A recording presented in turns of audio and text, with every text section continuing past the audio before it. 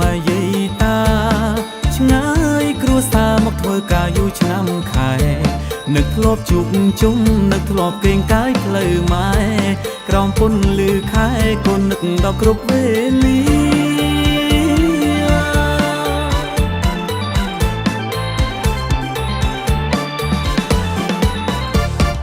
បានមកលេងស្រុកខែបុណ្យចូលឆ្នាំ3ថ្ងៃមកហូបមហូបស្នាដៃម្ដាយថ្លៃសែនឆ្ងាញ់អស់ចាខែបុណ្យខែទៀនញាតិមិត្តយើងគ្រប់ណាអាត្មាទៅវត្តទៅវាជុំជុំយាយតាបងប្អូន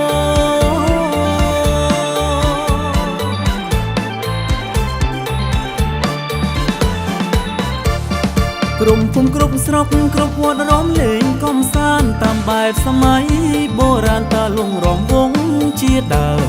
ពីមុនរំស្គរដៃពូមីងតាយាយបងប្អូនរំលងឡាំធនស្គរដៃចង្វាក់រំវង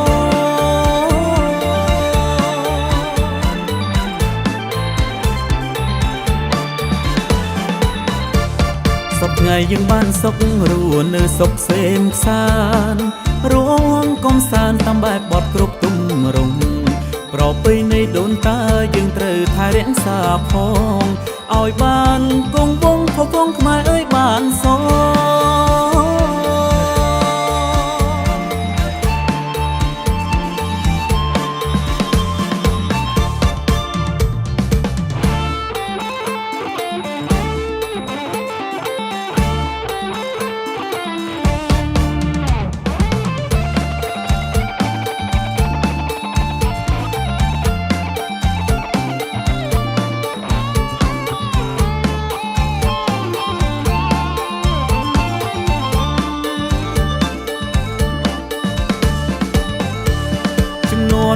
មុនរំលេងលបែងប្រជាប្រិយ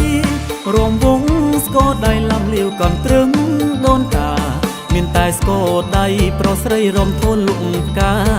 ក្រោមខែភ្លឺថ្លាប្រពៃណីរំវង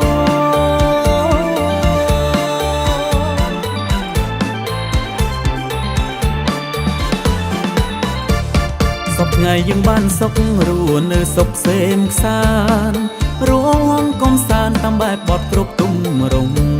ប្រពៃណីដូនតាយើងត្រូវថែរក្សាផងឲ្យបានគង់វង្សផងវង្សខ្មែរអើយបានស